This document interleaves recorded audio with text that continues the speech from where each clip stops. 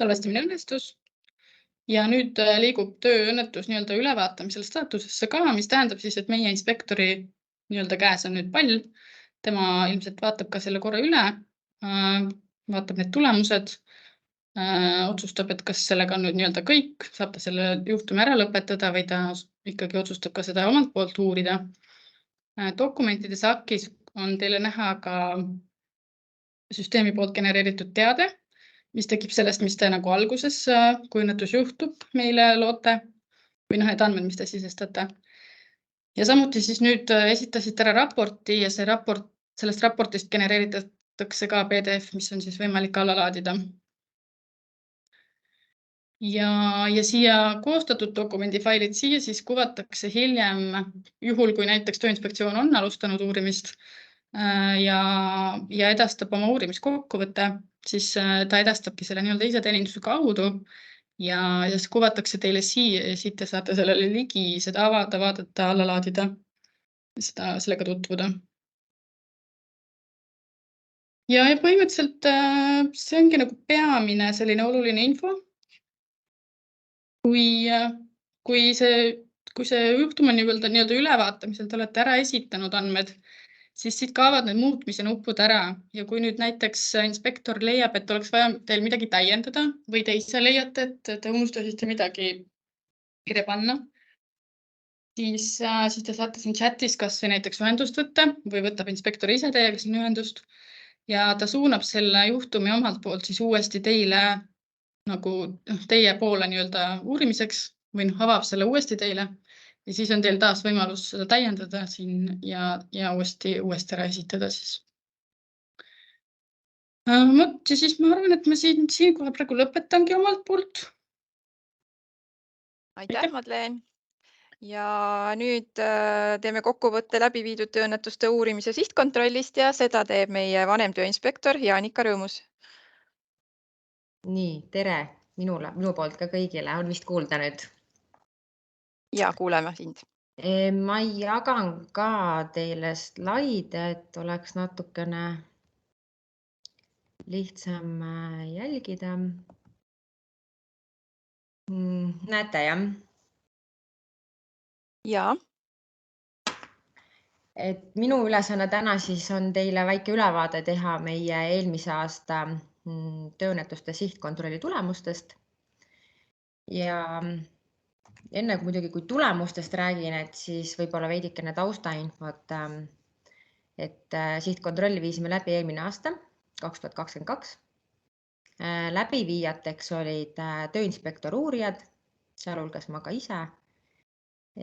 Sihtkontrolli valimisse kuulusid need ettevõtted, kus oli siis nii 2021 või 2022 toimunud tööõnnetused või siis ainult 2022 toimunud tööõnnetused. Ja valimis me ei vaadanud selle tööõnnetuse tagajärje raskusastet, et kas tegemist on siis kerge või raske õnnetusega, et meie jaoks olid need õnnetused kõik ühtemoodi olulised. Teadaolevalt peab siis tööandja ise uurima kõiki toimunud tööõnnetusi ja Tööinspektsioon uurib siis vajadusel. Ja seetõttu see sihtkontrolli toimuski just nendes ettevõtetes, kus me ise uurimas ei käinud. Ja eesmärk oli siis kontrollida, kuidas tööandjad ise on tööõnnetuse asjaolud ja põhjused siis välja selgitanud, et kui objektiivsed te olete olnud. Et kas te seda tööõnnetust ka siis kuidagi analüüsisite ja siis me nagu üritasime selgeks teha, et kuidas te seda analüüsisite, millised abinõud selle tööõnnetuse puhul siis määratud olid ja kas need abinõud sihtkontrollimise ajaks olid ka näiteks rakendatud.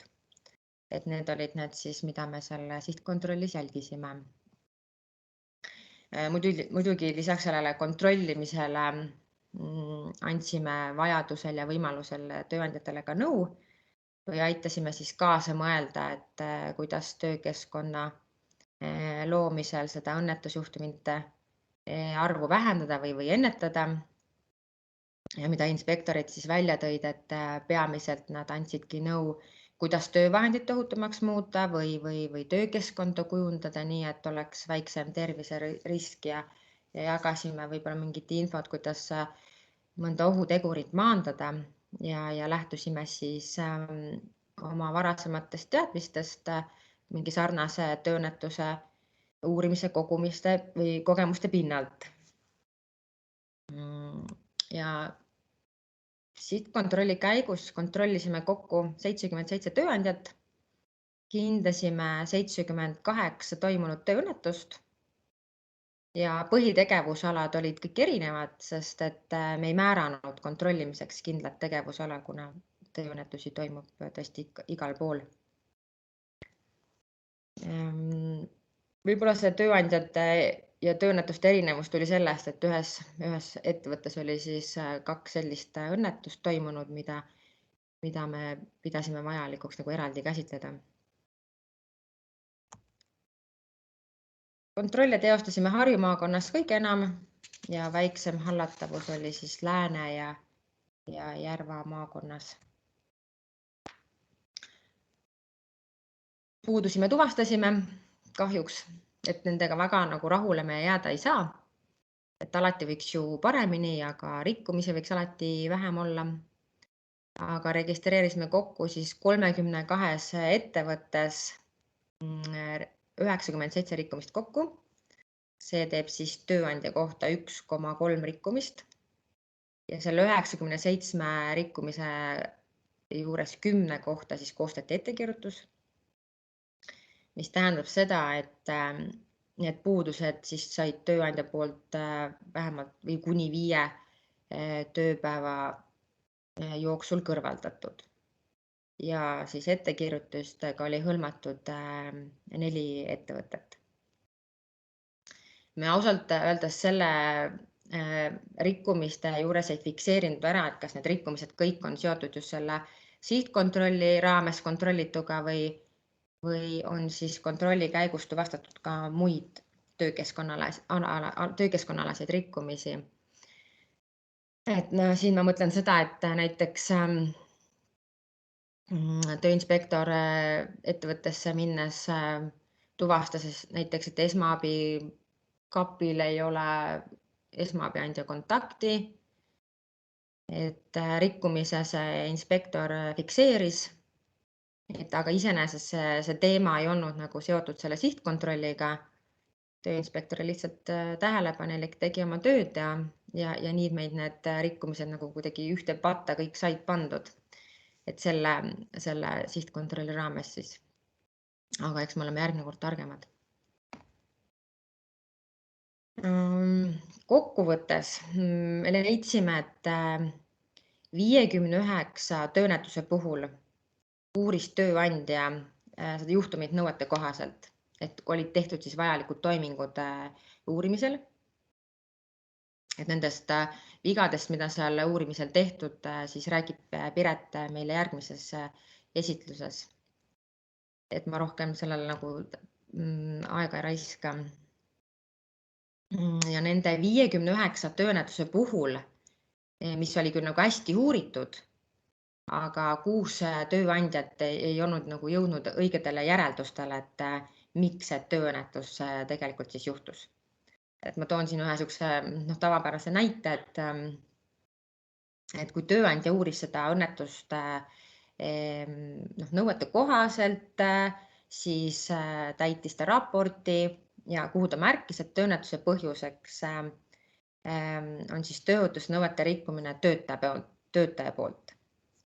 Kui meie inspektor sinna ettevõttesse läks, sihtkontrolli raames analüüsis asjaolusid, hindas, et tegelikult ei olnud mitte töötaja midagi seal valesti teinud, vaid töövahend ei vastanud nõuetele.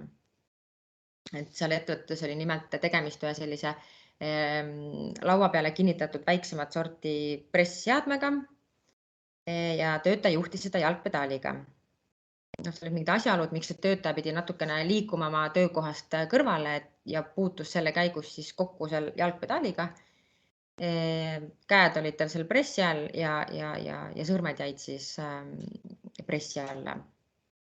Õnneks oli niisugune kergemat sorti tagajärjega tööõnnetus, aga sihtkontrolli läbiviimisel siis meie see inspektor tuvastas, et tegelikult jalgpedaalil ei olnud katet peal, mis on just mõeldud selliste juhuslike kokkupuudete vältimiseks.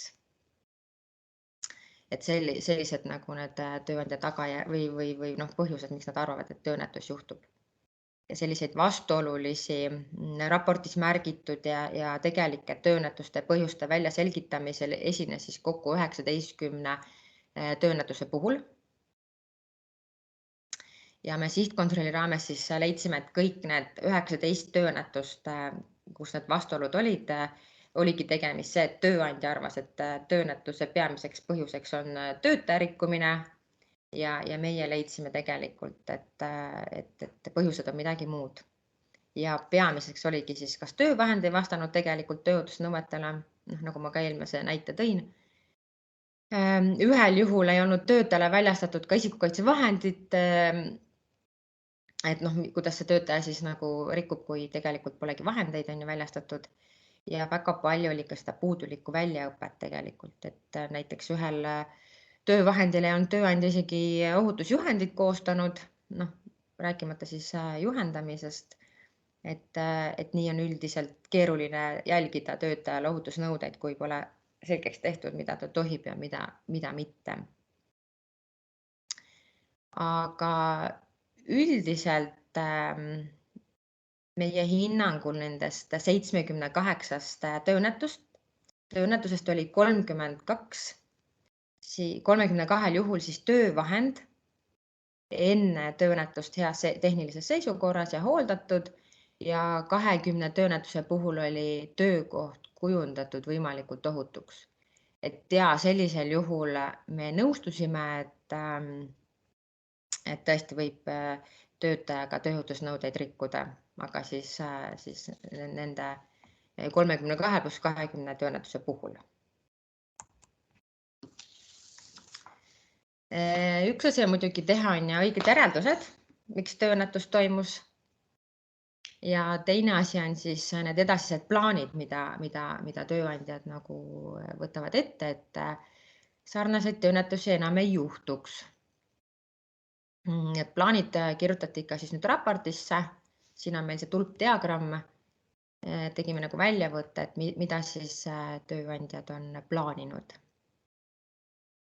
Sihtkontrolli tulemusena selgus, et 66 tööõnnetuse puhul, mida te siin tulbas nagu praegu näete, et olid asjakohased meetmed, aga 49 puhul siis oleks tegelikult mingid asjalikke meetmeid veel oodanud.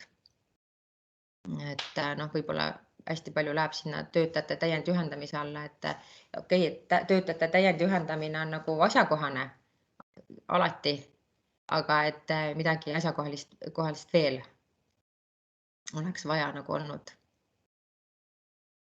Et need uurimise käigus, mida siis tööandja raportisse märgib, need tegelikult tööõnnetuse põhjused, et kas need tulevad teadmatusest, et nad ei oska seda nagu hinnata, et miks põhjus või miks see tööõnnetus juhtus või nad teevad seda teadlikult, aga keeruline on võtta midagi ette või planeerida, kui need toimivad meetmed ei ole asjakohased, et selliseid sarnaseid õnnetusi ära hoida. Kui tööõnnetus on nagu uuritud ja need tegevused on planeeritud, siis muidugi ka väga oluline on, et need plaanid ellu viia, et tõesti seda õnnetust enam ei juhtuks. Siis nagu me seda tabelist näeme, et enamus tööandjaid leidis, et töötajate täiendjuhendamine on oluline läbi viia, siis 30 tööandjat seda arvas ja 36 tööandjat oli sellega täide viinud, ütleme selle oma plaani. Ükskõik kui palju seda töötajat ei juhenda, on parim kaitse siiski ohutu ja kontrollitud töökeskkond ja töövahend. Sellest tulbast 5. ja 3. kohal on näha, et 5 tööandjat plaanib tõhustada sisekontrolli, mis meie nagu arvates peaks olema just see oluline tegevus, kus enne tööõnnetust kõik kitsaskohad välja tulevad ja neid siis maandatakse. Ja 8 tööõnnetuse puhul siis tööandjad otsustasid, et teevad selle töövahendi lõpuks ka korda.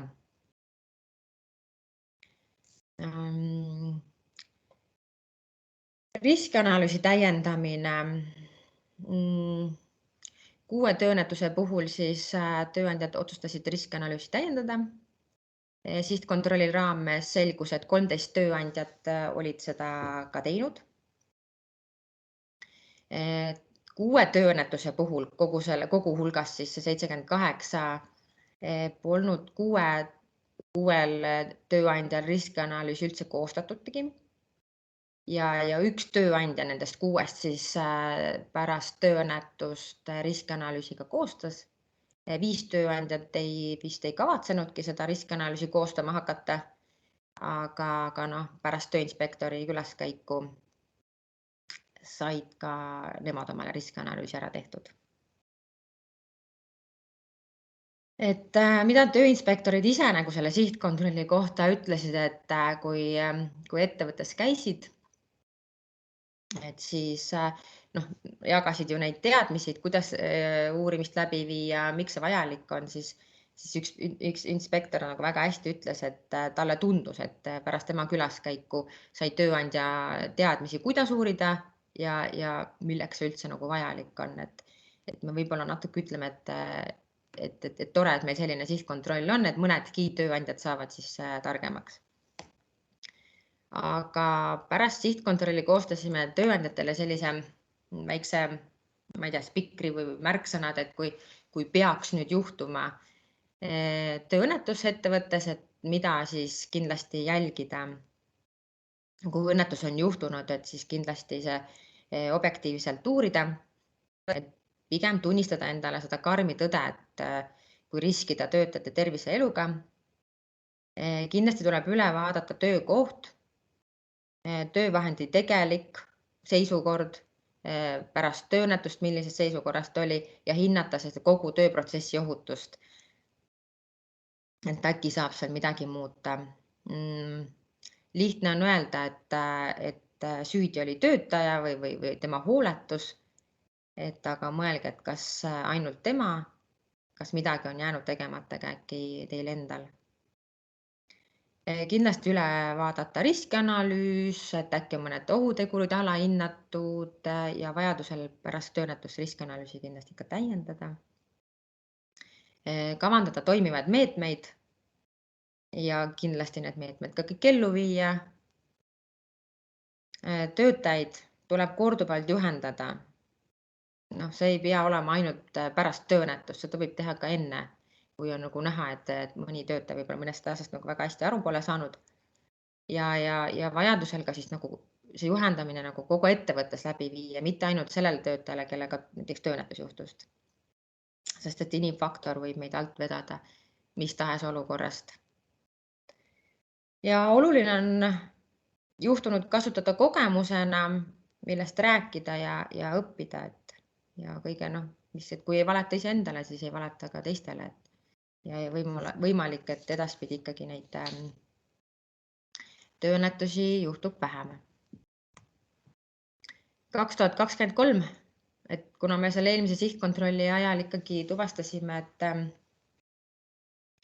tööandjad võib-olla ei oska seda õigesti uurida, rikkumisi oli natukene meie jaoks palju ja neid puudujääke esineb, siis me leidsime, et see sihtkontroll on mõistlik läbi viia ka sellel aastal.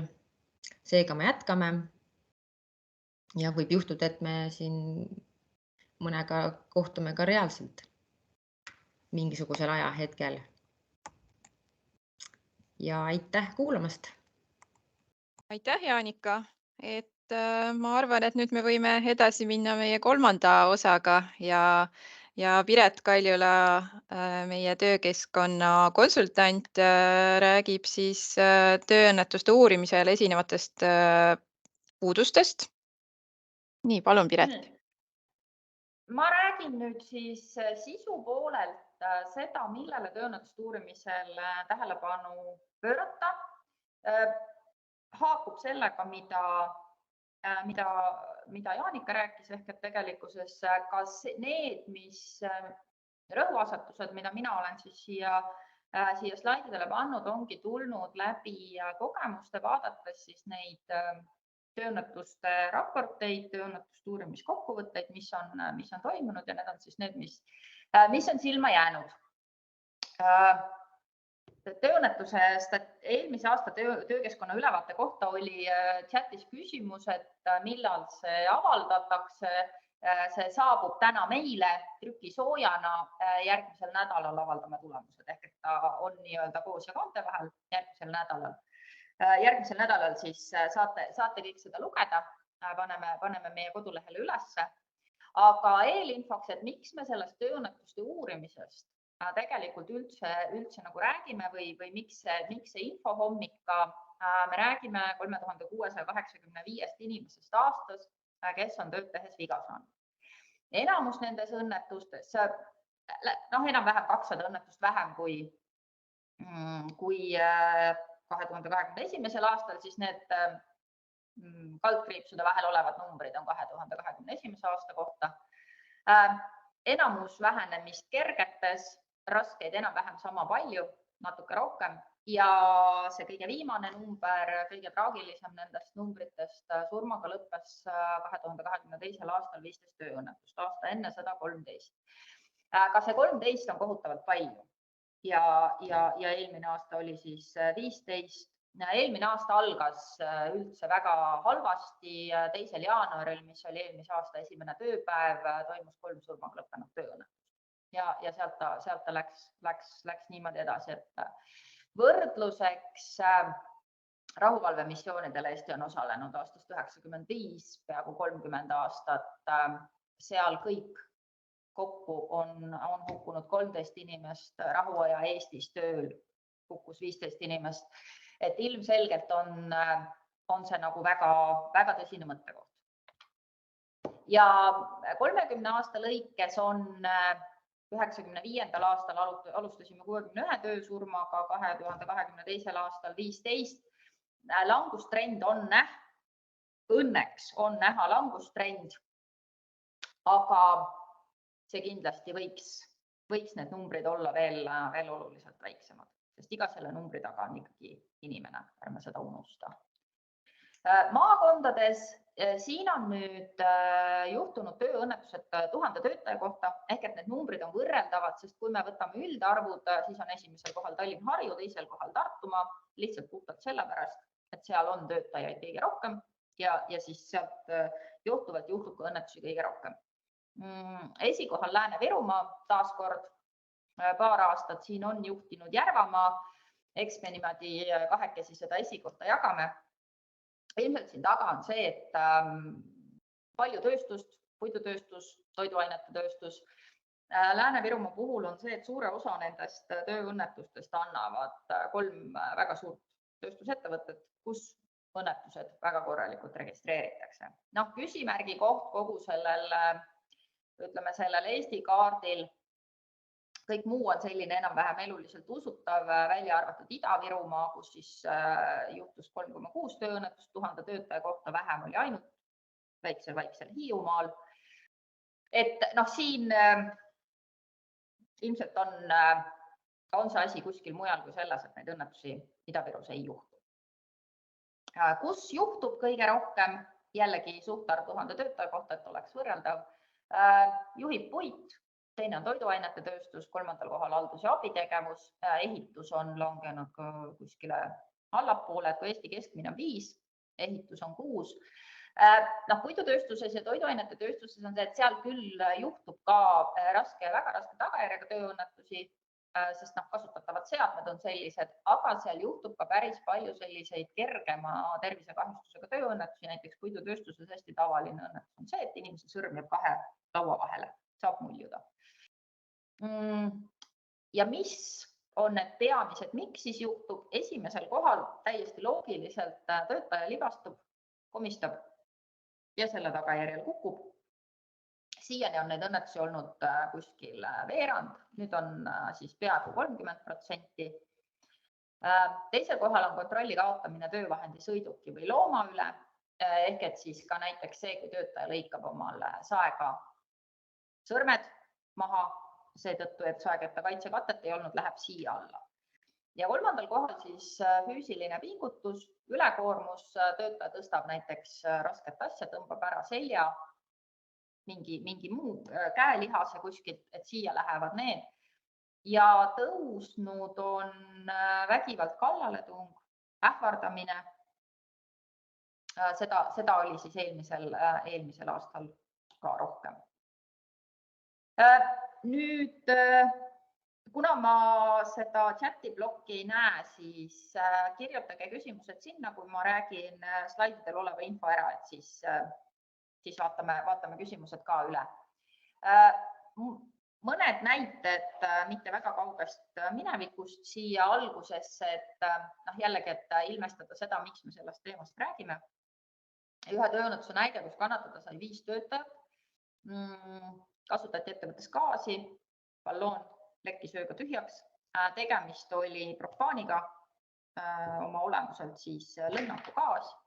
Töötajad tulid hommikul tööle, nad ei saanud aru, et see gaasileke oli olnud, tervis halvenes, vajasid arstiabi. Tööandja uuris seda õnnetust, nagu tööandja kõiki õnnetusi uurima peab, ja leidis, et tööõnnetuse põhjus on puudulik väljaõpe ja juhendamine.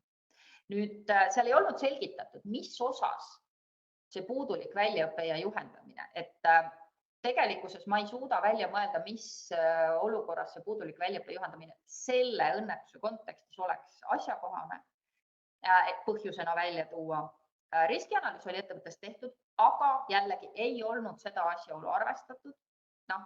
Ehk et ei olnud ka siis mingeid meetmeid kasutusele võetud, ei olnud näiteks anduritet võimalikku gaasileket tuvastada. Küll hoolimata nii-öelda küsitavatest järeldustest, meede on õige. Gaasiseadmed vahetati elektril töötavate seadmete vastu ja gaasilekke oht on täiesti 100% välditud. Aga siit see ahel tuleb nagu hästi välja, et see põhjus, mis tuvastati, ei ole ikkagi see päris algpõhjus, aga õnneks meetmetega jõuti siis õigesse kohta, ma loodan. Jah, riskianalüüsi ei olegi vajagi täiesti täiendada, kui nad selle gaasi sealt ära likvideerisid. Teine õnnetus, töötaja oli 77 päeva töövõimetuslehel, keskmine ühe tööõnnetuse tõttu töövõimetuslehel viibitud päevade arv on 30. Nii et siin on tugevasti üle selle tegemist moodulmajade ehitamisega ja töötajal oli vaja, ta vaatas üle neid maju, tal oli vaja ühest kohast teise liikuda. Ühel moodulil ei olnud treppi, siis ta astus mooduli alt välja ulatava bussi peale, see läks katki, töötaja kukkus sealt alla, murdis jalaluu. Ja riskianalüüs oli tehtud ettevõttes, aga jällegi seda asjaolu, mis selle õnnetuse põhjustas, ei olnud arvestatud. Ilmselt siis ei olnud arvestatud seda, et töötaja peab ühest sellest pooleli olevast moodulist teise liikuma. Ja tööõnnetuse raportilt siis põhjused, mida tööandja siis uurimise käigus tuvastas, oli see, et tööohutusnõuete rikkumine töötaja poolt. Ehk et jällegi seega, mida Jaanika tõi välja, et seda hästi palju kasutatakse põhjusena, aga siit ei selgu ka, millise nõude vastu töötaja siis rikkus, sest teiselt poolt on põhjusena välja tuvastatud ka see, et see liikumistee ei vastanud tööohutusnõuetele. Mis tegelikult ongi siis peamine põhjus, töötajal ei olnudki väga palju muid võimalusi sellest moodulist välja saada. Ja meetmena siis riskianalüüsi täiendamine, mis on täiesti asjakohane meede, sellepärast et eelnevalt oli välja selgitatud see, et seda ei olnud riskianalüüsis arvestatud. Ja loogika on seal taga see, et kui seda ei ole riskianalüüsis arvestatud, siis ei ole ka võetud kasutusele meetmeid, et seda ohtu vähendada või vältida. Ja meede oli siis see, et kasutada mingisuguseid astmeid, millest saab moodustada trepi, mida siis töötaja peab ise kohale panema, kui neid ei ole. Eeldame, et siis need astmed on ka olemas, need on kasutatavad, ehk et see meede toimib. Järgmine näide, töötaja oli töövõimetuslehel 15 päeva, 4 meetri kõrgusele oli vaja tekstiilkardinaid paigaldada, seda tehti redelilt ja kardina riputamisel kardinasiini külge töötaja jalg takerdus ja libises ta siis sealt 4 meetri kõrguselt alla. Tööõnnetuse juhtumise põhjuseks tööandja leidis, et on puudulik väljaõpe ja juhendamine. Ta täpsustas ka põhjust, tegemist on õnnetu juhusega. Nii. Hetk mõtlemist, kas need asjad lähevad teie jaoks loogiliselt kokku. Mis siin tegelikult on? Tegelikult on see, et kasutati redelit. Redeli kasutamine ei ole keelatud küll, aga tuleb redelit kasutada selliselt, et on selline 3 punkti puude kogu aeg, kas siis 2 jalga ja 1 käsi näiteks. Nüüd kõik, kes on kardinaid üles pannud, kevad tuleb, ilmselt varsti hakkame suviseid kardinaid akende ette riputama. Ühe käega kardinat riputada on, ütleme nii, et võimatu. Ehk et tegelikkuses see töötaja pidi 2 käega upitama kardinat, ilmselt see kardin on ka raske, kui ta 4 meetrit kangast. Ehk et töötajal ei olnud võimalik ka kuskilt korralikult kinni hoida. Et tegelikkuses see põhjuse täpsustus, see põhjus ei olnud siin õnnetu juhus, vaid see põhjus oli see, et kasutati redeli tegemist tööks, kus tegelikult redelit kasutada ei saa. Jah, ma olen nõus, et on tööõnnetusi, mille põhjuseks võib olla õnnetu juhus, ehk et ongi kuri saatus, aga neid on nagu väga vähe ja kindlasti see ei ole üks nendest. Et ma loodan seda, et kui see põhjus oli puudulik väljaõppe juhendamine, et siis see juhendamine tähendab seda, et õpetatakse töötajad kasutama siis näiteks mingisugust paremat abivahendit sinna 4 meetri kõrgusel kardinate panemiseks. Lugesin siin selle aasta alguses Euroopa Liidu töötervise ja tööohutuse strateegilist raamistikku. See on koostatud aastates 2021 kuni 2027, ehk et kehtib veel 4 aastat. Ja tegelikult on tööõnnetuste uurimise olulisus sealt strateegilises raamistikus ka välja toodud. Ehk et siin räägitakse küll nüüd surmajuhtumite ennetamisest, aga me võime seda täiesti vabalt laiendada kõikide tööõnnetuste ennetamisele. Et mis seda aitab ennetada, on põhjalik uurimine, õnnetuste põhjuste väljaselgitamine ja kõrvaldamine, ka see, mida Jaanika rääkis enne ja mida mina räägin ka veel pärastpoole, et äärmiselt oluline on need põhjused ausalt ja objektiivselt välja selgitada. Ja tegelikult ka selline juhendite täitmise tõhus on tagamine. Et see, et kui ettevõttes on mingisugused protseduurid või mingid reeglid ohutusjuhenditega paika pandud, siis tuleb ka järgida seda, et need töötajad täidaksid. Nii, ja nüüd siis sellise tänase teema juurde, mis on tööõnnetus? Tööõnnetus on töötaja tervisekahjustus või surm. Mis toimub? Kas tööandja antud tööülesannet täites, muul tema loal tehtaval tööl, tööaja hulka arvataval vaheajal ja muul tööandja huvides tegutsemise ajal. Lisaks peab see olema põhjuslikus seoses töötaja töö või töökeskkonna. See esimene on kõige lihtsam. Töötaja täidab seda tööülesannet, mida ta täitma peab. Muu tööandja loal tehtav töö on näiteks, kui mul on ametiauto, mis mul on.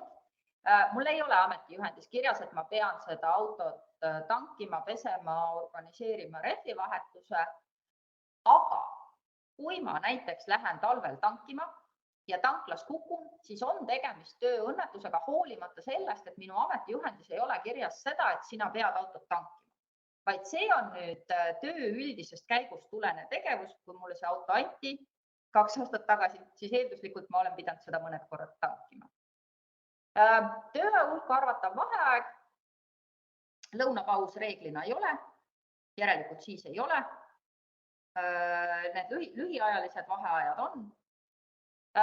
Kõige sellisem, võib-olla keerulisem on muu tööandja huvides tegutsemise aeg. Siia võib minna näiteks üks lugu minevikus, tegemist oli kauplusega, kus hakkas kaupluse katus hakkas läbi sadama ja see vesi, mis sealt läbi sadas tekstiilist kaupade peale. Töötaja, kes töötas kõrvalosakonnas, läks mingit katet neile tekstiilist kaupadele peale panema, vigastas selle käigus oma sõrme. Tööandja koostas akti, ütles, et tegemist ei ole tööõnnetusega, sest see ei olnud töötaja tööülesanne, mis on tõsi. Aga mõeldes nüüd natuke suurema pildi peale, mida töötaja tegi? Töötaja üritas päästa tööandja vara ehk et siis seda kaupa, et see vee tõttu kahjustada ei saaks. Järelikult tegutses tööandja huvides ja töötaja siis võttis Tööinspektsiooniga ühendust ja palus siis täiendavat uurimist, sest tema meelest oli tegemist tööõnnetusega. See lahenes selles mõttes lihtsalt, et kui inspektor võttis tööandjaga ühendust, rääkisid asjad selgeks, tööandja sai ka aru, et jah, tegemist on tööõnnetusega, sest tegelikult see töötaja tegutses tööandja huvides. Tööandja uurib kõiki tööõnnetusi, olenemata raskusastmest, et tegelikult siin on veel isegi see, et tööandja uurib kõiki õnnetusi, sest algselt ei pruugi teada olla, kas tegemist oli tööõnnetusega, kas ta juhtus nendel asjaoludel, mis ma enne ütlesin. Aga igal juhul tuleb neid uurida ja uurimise eesmärk on tööõnnetuse asjaolud välja selgitada välja, mis olid põhjused, sest kui me ei tea põhjuseid, siis me ei saa määrata kindlaks õigeid abinõusid, mis tõesti väldiksid samalaadsete juhtumiste kordumise, jättes kõrvale nüüd see üks näide eestpoolt, kus jõuti õigetele järeldustele, kuigi põhjused ei olnud õiged. Uurimises osaleb töökeskkonna volinik või muu töötajate esindaja, ehk et just tagada seda sellist võib-olla uurimise objektiivsust, kaasatakse töökeskkonna volinik, tavapäraselt selle sama osakonna volinik, kus see õnnetus juhtus. Kui tööandjal on vaja, siis ta kaasab pädeva eksperdi. Üldiselt neid pädevaid eksperte kaasatakse juhul, kui näiteks tegemist on mingi seadmega juhtunud tööõnnetus, siis kaasatakse inimene, kes seadet võib-olla hästi tunneb elektriga juhtunud õnnetuste puhul. Et see on puhtalt selline nii-öelda vajadusepõhine. Kui vajadust ei ole, siis eksperti kaasama ei pea. Jällegi korrates riskides sellega, et ma kordan Jaanikat, aga see on oluline, et tegelikkuses, mis need tegelikud asjaolud on. Loomulikult ma saan aru, ma olen ise uurinud tööõnnetusi ettevõttes, kus ma olin ühes kohas töökeskkonna spetsialist, teises kohas ohutusjuht. Ei ole nagu väga meeldiv, väga kriitilise pilguga enda tööd vaadata ja jõuda järeldusele, et jah, tegelikult oleks seda teist või kolmandat saanud natukene paremini teha. Et eks see peeglisse vaatamine on selline keeruline, aga ma ütleks, et seda tuleb teha, sest et pigem on see, et las see probleem tuleb siis praegu välja. Võib-olla täna sai keegi kergemalt viga, aga kui me ikkagi väga tõsiselt peeglisse ei vaata, see probleem jääb korduma ja järgmine kord saab võib-olla keegi veel rohkem viga. Ehk et igal juhul tuleb võtta see hetk ja vaadata üle, mis on tehtud ja mõelda läbi see, kas midagi saaks teha tegelikult paremini, et tagada see, et inimesed siis õhtul lähevad niisama tervelt koju, kui nad hommikul tööle tulid, mis on ju kogu töötervishoiu ja tööohutuse korraldamise peamine eesmärk. Teavitamistest oli eelnevalt juttu selles vaates, keda tööandja peab teavitama, ehk et tööandja siis telefoni teel peab teavitama juhul, kui tegemist on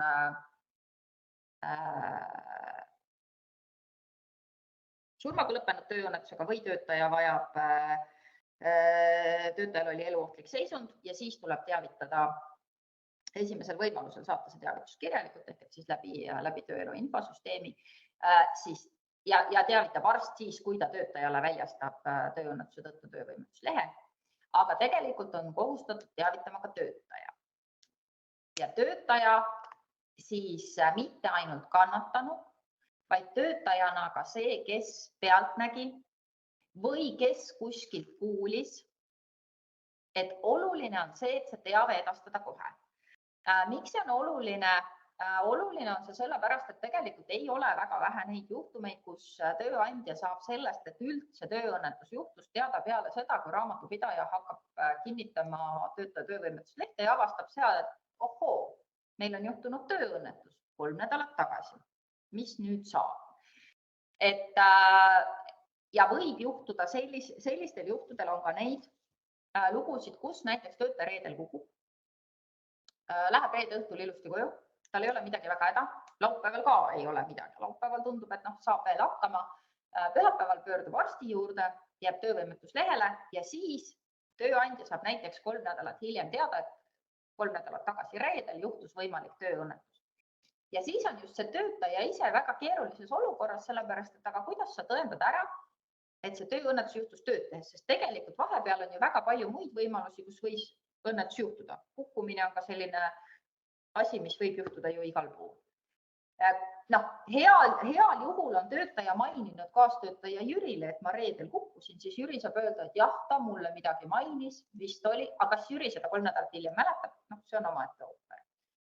Ehk tegelikult töötajatele teha selgeks see, et nende endi huvides on see, et nad annaksid kõikidest tööõnnetustest, mida nad kas pealt näevad või millest nad muul moel teadlikuks saavad, tööandjale teada. Nüüd tööandjale teada andmine ei tähenda seda, et ta peab hakkama ettevõtte juhatuse liikmele teada andma, vaid tegelikult töötajatele tuleb öelda, kellele nad peavad seda infot edastama.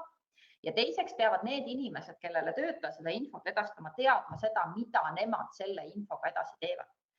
On ka neid juhtumeid, kus töötaja on näiteks oma meistrile öelnud, et tal juhtus see õnnetus ja see info jääb sinna nii-öelda meistri kätte kinni ja see edasi ei liigu. Ehk et jällegi, töötaja peab teadma, millal teavitada, keda teavitada ja see, keda töötaja teavitab, peab siis teadma, mida tema selle infoga edasi peale hakkab. Nüüd, kui see info on olemas, et see õnnetus juhtus, tuleb läbi viia uurimistoimingud. Õnnetuskohast tõendite kogumine. Tänapäeval väga lihtne võtta telefon kätte ja teha võimalikult palju pilte erinevate nurkade alt, ehk et jäädvustada see sündmuskoht siis. Need sellised keerulised ja peeglisse vaatamise kohad on nüüd töökoha ja kasutatud töövahendite, töötervishoiu ja tööohutusnõuetele vastavuse hindamine. Ehk et kas see saab? Ma olen näinud raporteid, kus õnnetus juhtus selle tõttu, et sael puudus saeketta kaitsekate, mis seal peab kindlasti olema. Ja ei ole õnnetuse põhjuseks toodud seda, et see seade ei vasta töötervishoiu ja tööohutuse nõuetele. Ehk et need on need, jah, et see on see tõsine peeglisse vaatamise koht, et kas see töökoht ikkagi oli selline näiteks üks infotelefonile tulnud kõne, kus tööandja tegelikult alustas sellest, et aga see ju ei ole tööõnnetus, sest töötaja ise kukkus. Ja et justkui oli töökeskkonnas kõik korras. Et süü, kes selles õnnetuse juhtumises süüdi on, selle otsustamisel, kas see õnnetus on tööõnnetus või mitte, ei oma tegelikult mingit tähtsust. Aga see on hästi kuidagi levinud, et kui tundub, et töötaja kukkus lihtsalt, ütleme, siledal korralikul põrandal, et siis see justkui ei ole tööõnnetus, on küll. Ja tegelikult selle tööandjaga, kes siis ütles, et see ei ole tööõnnetus, sest kõik oli korras liikumisteega, seal kõne käigus tuli välja, et see koridor tegelikult oli pigem pime ja seal käiguteel oli üks märgistamata aste. Ehk et tegelikkuses hakkas sealt sellest, et tegemist ei ole tööõnnetusega, kuna töötaja oli ise süüdi, hoopiski välja kooruma see, et tegemist oli tööõnnetusega ja tööõnnetuse põhjuseks oli töökoha mittevastavus töötervishoiu ja tööohutuse nõuetele. Ehk et koridor oli pime ja seal oli üksik märgistamata, seega siis halvasti nähtav aste. Teiseks, seletuste võtmine isikutelt, kellel on andmeid. See loetelu siin ei ole nüüd määrusest, ei ole otseselt öeldud, et peab võtma kannatanu seletuse. Aga kui see vähegi võimalik on, siis see võtta, sest et kannatanul ilmselgelt on teada olulisi asjaolusid, et kannatanu seletus kindlasti võtta. Võib-olla siin natukene selgitada kõikidele nendele, kellelt seletust võtta, miks seda seletust vaja on. Sest et on meil telefonikõnesid olnud, et tööandja kiusab küsimuse peale, milles kiusamine seisneb. Aga minul oli tööõnnetus ja nüüd tööandja tahab, et ma kirjutasin ühe seletuse ja nüüd ta tahab teist seletust ja siis ta tahab kolmandat, et ta kogu aeg tahab midagi täpsustada, et ta kiusab mind ja siis mul läks päris pikalt aega, et sellele töötajale selgitada, et ilmselt siin siiski ei ole tegemist töökiusuga, et tööandja täidab oma uurimiskohustust ja võib-olla ta ei saanud esimesest 2 või ka 3 seletusest kogu infot kätte. Et loomulikult see seletuskirja kirjutamine osadele inimestele tundub nagu väga karistusena. Kindlasti tasub need seletused nii-öelda mõttega, seletuste võtmine kirjalikult, sest teil võib olla vaja neid seletusi kasutada hilisemalt ja kui te neid võtate suuliselt, siis esiteks te ei pruugi mäletada, teiseks ei pruugi see inimene mäletada ja kolmandaks väga ei suuda ka tõendada, et jah, see oli nii või jah, ta ütles nii või ta ütles hoopis naa. Olen näinud seletust, kus see tegemist, jõuame tagasi jällegi saeni, töötaja lõikas saega sõrmed ja kaastöötaja seletus oli see, et ma kuulsin, et käis elelaks, vaatasin ringi ja nägin, et mis oli juhtunud. Kuupäev, allkiri, punkt. Mitte midagi sellest seletusest teada ei saanud. Ehk et seletused võtta nii-öelda korralikud, et sealt ka selguks mingit infot. Kindlasti ma võtaks seletusega vahetult juhilt või sellelt, kes selle tööülesande andis. Võib ka rääkida kaastöölisega, kuidas midagi tavapäraselt tehakse, kuidas oleks pidanud. Võib-olla ongi mingisugused nii-öelda valed töövõtted läinud levima, et selles mõttes see kaastöölistega rääkimine on mõistlik. Vaadata üle dokumendid, töökeskkonna riskianalüüs. Chatis oli küsimus, kas töökeskkonna riskianalüüsi tuleb peale igat tööõnnetust muuta. Ei tule. Ehk et kui tegelikult riskianalüüs üle vaadata ja selgub, et see olukord on seal kirjeldatud, meetmed on, kõik on justkui õige, siis ei ole vaja mõõta. Loomulikult, kui on see olukord, et riskianalüüs on olemas, aga see tegevus või teema, millel siis tööõnnetus juhtus, seda seal ei ole, siis kindlasti tuleb seda muuta. Samamoodi vaadata üle ohutusjuhendid. Kas need juhendid on asjakohased? Kas see olukord, milles õnnetus juhtus, kas see on seal kirjeldatud? Kas see on seal kirjeldatud adekvaatselt? Või on näiteks üldsõnaline jutt, mis tegelikult väga palju infot töötajale ei anna, siis tuleb need ohutusjuhendid ringi teha. Juhendamiste väljaõpet tõendavad dokumendid, kas tegelikult töötajad on juhendatud selle ohutusjuhendi alusel, mis seda konkreetset olukorda käsitleb, või näiteks on üks juhenditest ununenud lihtsalt töötajale tutvustada. Et see on kindlasti riskianalüüsi peaks vaatama mingi aja tagant üle, kuigi perioodilise ülevaatamise kohustust ei ole, siis mingi aja tagant oleks seda mõistlik teha, samamoodi ohutusjuhenditega, aga see on kindlasti nüüd üks koht on peale õnnetuse juhtumist, vaadata, mis seal kirjas on ja kas tegelikult on vaja midagi muuta. Dokumentides teha vajaduse korral väljavõtteid uurimistoimikusse, sest uurimistoimikut üldjuhul tuleb säilitada pikemalt kui neid dokumente, millest siis on vaja teha väljavõtteid. Ja siia ma panin siis nüüd nimekirja tööõnnetuse võimalikest puudustest. See on nüüd need puudused, mis on raportil toodud. Käime need natukene läbi. Puudulik väljaõpe ja juhendamine. Seda kasutatakse väga palju. Paljudel juhtudel see ongi põhjuseks, aga siia siis peab järgnema see, et vaadatakse üle juhendamise protseduur, väljaõppe korraldamine, et neid muuta, et see ei saaks olla järgmisel korral põhjuseks.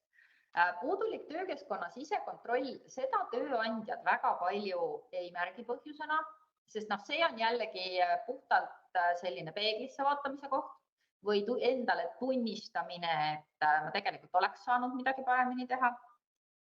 Tööohutusnõuete rikkumine töötaja poolt on selline, ma ütleks, kõige populaarsem põhjus.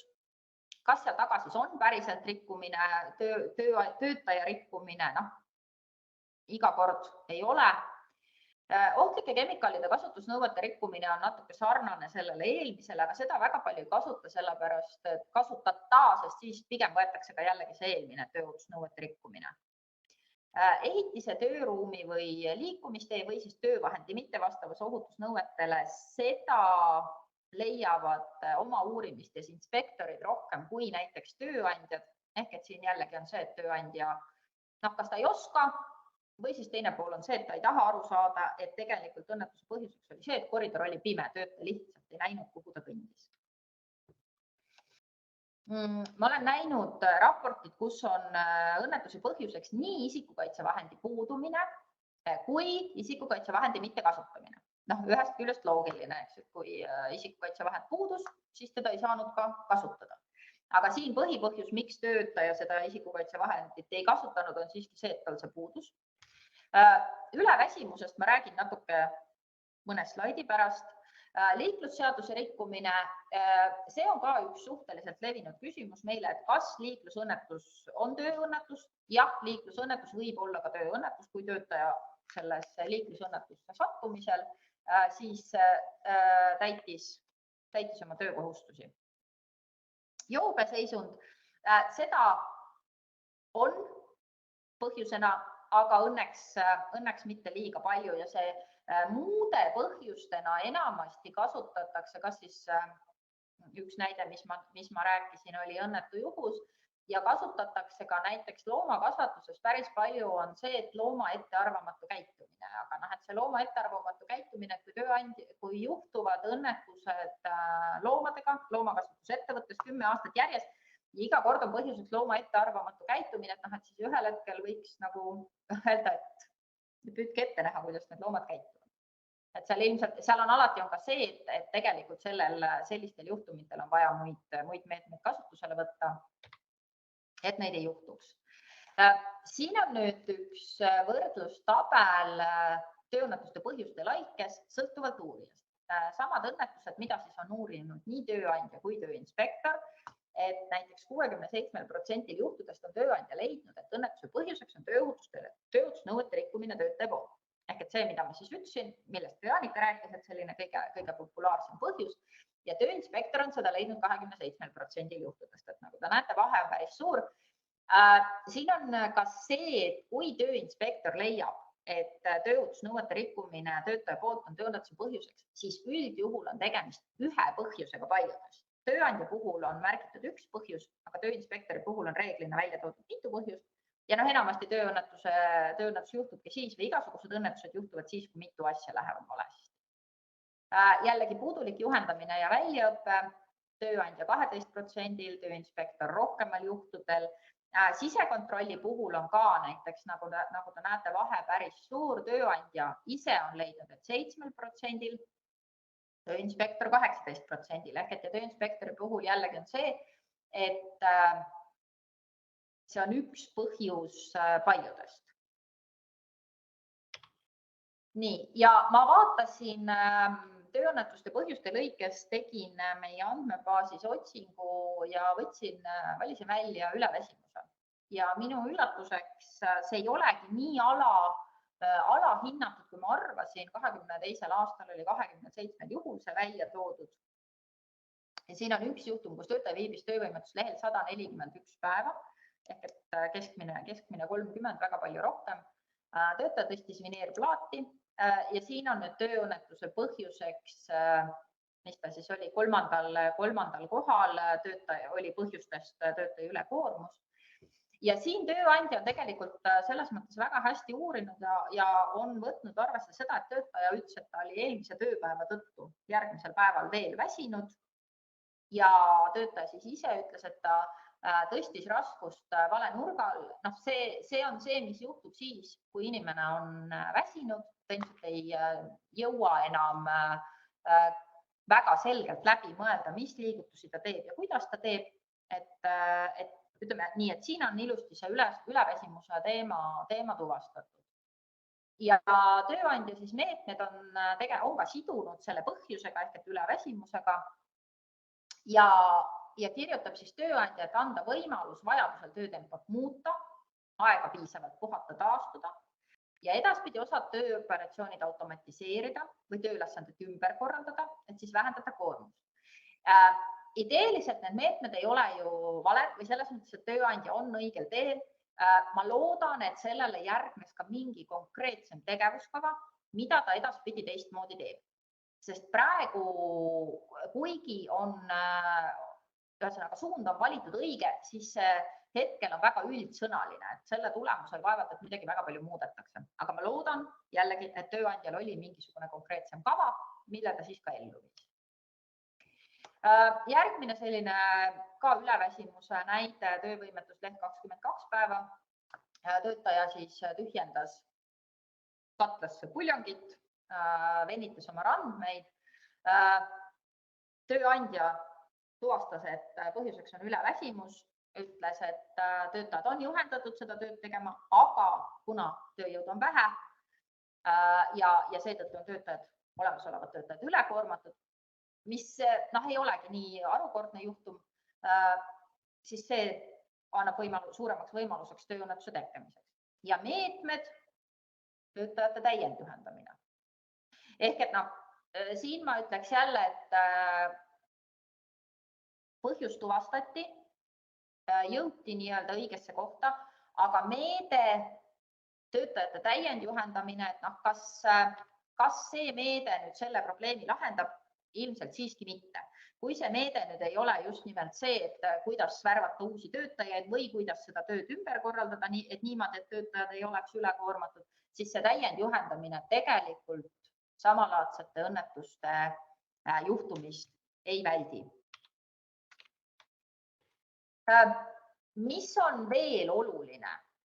Uurida ei tule mitte ainult tööõnnetusi, ehk et kus juba keegi on viga saanud, vaid uurida tuleb ja tegelikkuses on väga mõistlik kõiki selliseid juhtumeid, mis oleksid võinud lõppeda õnnetusjuhtumiga.